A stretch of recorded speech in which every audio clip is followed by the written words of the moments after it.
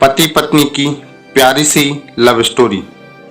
शादी के कुछ साल बाद पत्नी को ख्याल आया कि अगर वह अपने पति को छोड़कर चली जाए तो पति का क्या हाल होगा।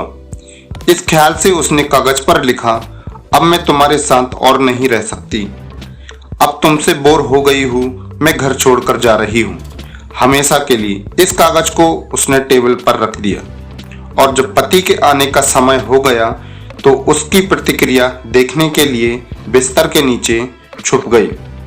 पति आया और उसने टेबल पर रखी हुई चिट्ठी पढ़ ली।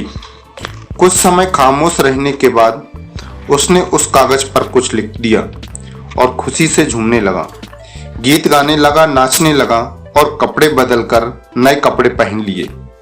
फिर उसने अपने फोन से किसी को फोन लगाया और कहा, आज से मैं आजाद हो गया हूँ। शायद मेरी बेवफा पत्नी को समझ आ गया था कि वह मेरे काबिल नहीं है, इसलिए वह हमेशा के लिए घर छोड़कर चली गई। अब मैं स्वतंत्र हूँ, अब हमें छुप छुप कर मिलने की कोई ज़रूरत नहीं है और मैं तुमसे मिलने के लिए आ रहा हूँ। तुम भी तैयार होकर मेरे घर के सामने वाले पार्क में आ जाओ। यह कहते कहते पति घर से बाहर निकल गया। पत्नी बिस्तर के नीचे से बाहर निकल आई। उसकी आंखें आंसुओं से भरी हुई थीं और वह कांप रही थी।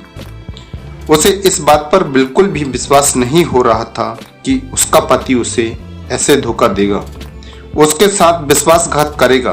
कांपते हुए हाथों से उसने अपनी लिखी हुई चिट्ठी उठाई जिसमें पति ने भी कुछ लिखा था और यह पढ़ने के बाद उसके चेहरे का भाव पूरी तरह से बदल गया और अब आंखों में आंसू खुशी के थे। पति ने लिखा था, पगली बेड के नीचे से तुम्हारे पैर दिखाई दे रहे हैं, पार्क के सामने वाली दुकान से ब्रेड लेकर आ रहा हूँ, तब तक तुम चाय बना लेना मेरी प्यारी जिंदगी।